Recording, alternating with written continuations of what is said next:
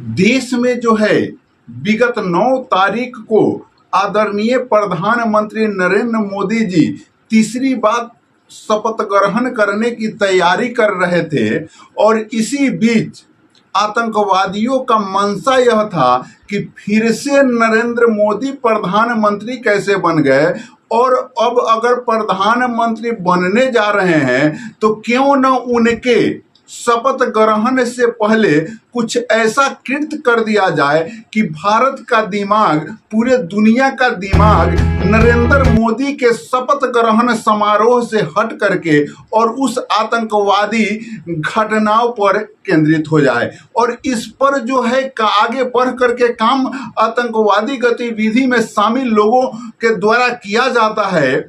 और जिस दिन 7:30 बजे से शपथ ग्रहण समारोह रहता है आदरणीय नरेंद्र मोदी जी का, यानी कि वह तारीख होता है 9 और 9 तारीख को, यानी कि 9 तारीख जून का महीना, यह छिपा हुआ दिन नहीं है।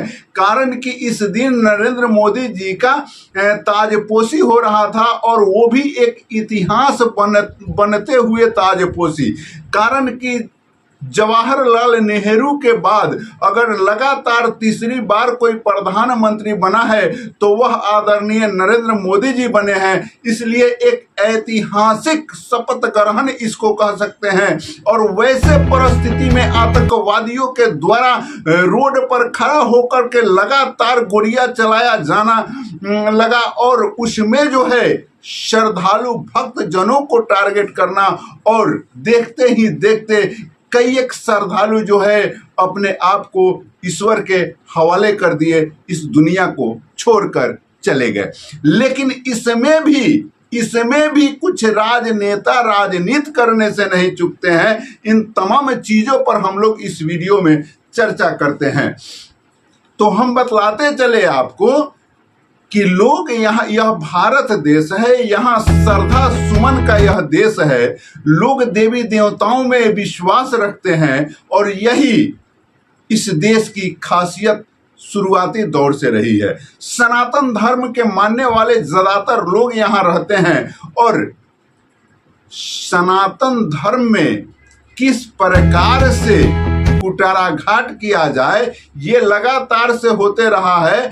चाहे जो भी लोग इसे हैंग करने का प्रयत्न किया हो करते रहा है। तो ऐतिहासिक क्षण होने जा रहा था भारत में और उसी ऐतिहासिक क्षण से घंटा भर पहले लगातार गोली चल जाना, ये अपने आप में बहुत बड़ी बात है। आप सोचिए कि लोग श्रद्धा से या आस्था से कहीं ना कहीं किसी न किसी तीर्थ धाम पर जाते हैं और उसी आस्था के तहत ये लोग भी जम्मू कश्मीर में वैष्णो देवी का दर्शन करने लोग जाते हैं। और वैष्णो देवी का दर्शन करने जाते हैं तो उसमें और सारे देवतागण हैं जिनसे उनका भी लोग दर्शन करते हैं। और दर्शन करने के बाद ये श्रद्धालुगण वापस आ रहे थे। हम आपको बतलाते चले कि शिव खोरी धाम, जैसे सभी दर्शन कर लेते हैं, शिव खोरी धाम का जो लोग दर्शन लास्ट में करता है, शिव खोरी धाम का दर्शन करके ये श्रद्धालुगण उधर से जम्मू कश्मीर से वापस आ रहे थे। और इसी वापसी के क्रम में जो है बीच चौराहे पर 4:30 बजे 5:30 बजे का वह समय होता है, 5:30 का वह समय होता है। और उधर से ये श्रद्धालुगण एक बस से आ रहे होते हैं।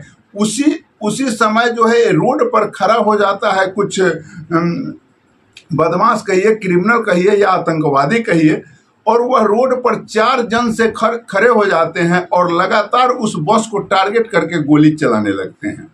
गोली जो है ड्राइवर के सीने में जा करके लग जाती है और जैसे ही गोली ड्राइवर के सीने में लगती है, ड्राइवर जो है अब उसी पर गिर जाता है और गाड़ी जो है अनबैलेंस हो जाता है।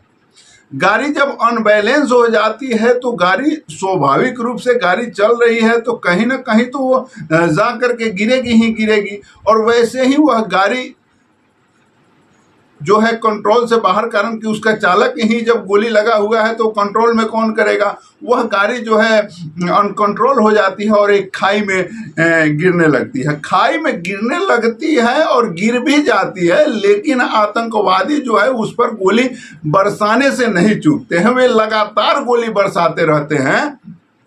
इतना निर्दयता का पाठ उन्हें पढ़ाया गया होता है। आप सोचिए जरा सा, किसी भी व्यक्ति का वैसे विनाशक घटना में हृदय जो है पिघल जाएगा, लेकिन वह आतंकवादी वही काम कर रहा है और वह गाड़ी गिरने भी लगता है, लोग मरने भी लगता है, लोग चिल्लाने भी लगता है, फिर भी वो लगातार गोलियों का बारिश करते रहता है। और जब वो तमाम चीजें हो जाती है, स्थानीय लोग दौड़ते हैं। और बड़ी बात है कि यह घटना जो है जम्मू कश्मीर के रिहायशी इलाका से होता है। रिहायशी इलाका का तनी मतलब समझ लीजिए। रिहायशी इलाका का मतलब हो जाता है कि महत्वपूर्ण जगह, वहां अच्छे लोग या पैसे वाले लोग या माने जो भी चीज है, झुग्गी झोपड़ी वाले लोग नहीं, अपितु पैसे वाले लोग, अच्छा लोग जो हैं उस शहर के वो लोग रहते हैं, उसको रिहायशी इलाका के नाम से जाना जाता है। तो जहां मशहूर लोग रह रहे हैं, जहां पैसे वाले लोग रह रहे हैं और वहां पर जो है इस तरीके का घटना होता है, तो कहीं ना कहीं से सवाल के घेरे में वहां के लोग भी आते हैं और यह सारी घटनाएं हो जाती है। हालांकि वहां के डीआईजी जो है यह बात कहते हैं कि यह आतंकवादी वारदात है। ऐसी कोई भी घटना होती है तो आतंकवादी वारदात उसको मान करके और सारे चीज रफा दफा हो जाते हैं, कारण कि जांच प्रक्रिया भी वहीं पे बाधित हो जाती है जहां आतंकवादी का नाम हो जाता है। हमारे कहने का मतलब है कि अगर आतंकवादी हैं तो वह भारत में आए कैसे, हमारी सुरक्षा व्यवस्था क्या कर रही थी। जब हमारे देश का इतना बड़ा इतिहास रचाने जा रहा था, नरेंद्र मोदी तीसरी बार सरकार का शपथ ग्रहण लेने जा रहे थे, उस समय आतंकवादी हमला कर रहा है, तो आखिर देश की सुरक्षा व्यवस्था क्या कर रही है। तो कहीं ना कहीं से कटघरे में कुछ ना कुछ चीजें खरा तो होती है, लेकिन हम बतलाते चले कि इससे खरी में जहां लोगों को सांत्वना देना चाहिए, वहीं नेतागिरी करने से भी लोग नहीं चूकते हैं। हम आपको बतलाते चले कि दिल्ली के एक मंत्री जी हैं, उनका बयान आया है, सौरभ भारद्वाज दिल्ली के मंत्री हैं, और वो ये बयान देते हैं कि 10 साल एनडीए के शासन के बाद भी देश में आतंकवादी जैसा घटना होता है, इसका मतलब एनडीए जो है सही से इस पर काम नहीं करती। जिस तरीके से वे राजनीति अपना करते हैं, राजनीति में वो अपना जो विरोध प्रदर्शन है वो करते हैं, तो क्या इस तरह के आतंकवादी घटना पर ही अब राजनीति बच गया है मंत्री जी? रे देश का जहां प्रतिष्ठा दाव पर लग जाता है, देश का अखंडता दाव पर लग जाता है, वहां भी आप लोग राजनीति करते हैं। ये कैसी व्यवस्था है? और हम आपको नहीं जानते हैं कि आप किस पार्टी से हैं, किस जाति से हैं, क्या कुछ है, लेकिन यहाँ जब भारत की अखंडता की बात होती है और आप वहाँ राजनीति से दे देते हैं, ये कहीं से उचित बात नहीं है। अब सवाल बन जाता है कि ये तमाम घटनाएं घटित हो जाती है और घटित होने के बाद जो है इसको आतंकवादी वारदात दे करके और जांच पड़ताल करने का ये जो कर दिया जाता है, 9 आदमी की हत्या हो जाती है, 37 आदमी घायल हो जाते हैं। ये बड़ी घटना है और इस घटना को यूं ही ठंडे बस्ते में डाल देना कहीं से उचित नहीं है। इसलिए मैं इस वीडियो के माध्यम से सरकार से, प्रशासन से मांग करना चाहूँगा कि महोदय इसे ठंडा बस्ता में ऐसी घटनाएं नहीं होनी चाहिए, इस पर बीहर जांच होना चाहिए। और केवल यह बात ही नहीं कि यह आतंकवादी घटना है, आखिर आतंकवादी घटना है तो वो आतंकवादी आए कैसे, उसको शरण किसने दिया, आखिर वो कहीं ना कहीं रहे होंगे, कहीं ना कहीं हमारे भारत देश के कोई ना कोई व्यक्ति ऐसा होगा जो उसको संरक्षण दे रहा होगा। उस संरक्षणी को सबसे पहले सजा मिलना चाहिए और इसका बहुत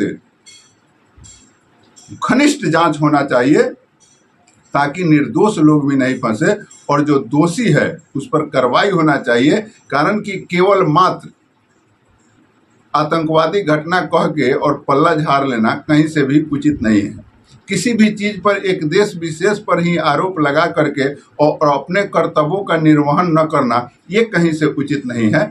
इसलिए मेरा बार बार अनुरोध विनती इस वीडियो के माध्यम से है कि वैसे लोगों को जो इस देश में रह के देश के साथ गद्दारी करते हैं उनको कड़ी से कड़ी सजा मिलना चाहिए। घटना है, देश है, तो कुछ ना कुछ तो होते रहता है, लड़ाइयाँ झगड़े होते रहते हैं, लेकिन वैसे गद्दारों को भी सबक मिलना चाहिए जो इस देश में रह करके भी देश के साथ गद्दारी करते हैं। बाकी प्रतिक्रिया अपना जरूर दीजिएगा। जय हिंद।